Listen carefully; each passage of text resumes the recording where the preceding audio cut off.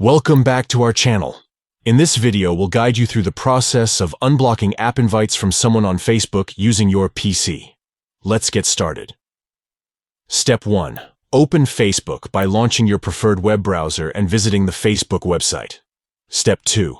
Click on your profile picture located in the top right corner of the screen. Step 3. From the drop-down menu, select Settings and Privacy. Step 4. Click on Settings. Step 5. On the left-hand side, click on Privacy. Step 6. Scroll down and click on Blocking. Step 7. Next to Block App Invites, click on the Edit button. Step 8. Now, click on See Your Blocked List. Step 9. Finally, locate the person's name and click on the Unblocked button next to their name. By following these simple steps, you can easily unblock app invites from someone on Facebook, allowing you to receive app invites from them again.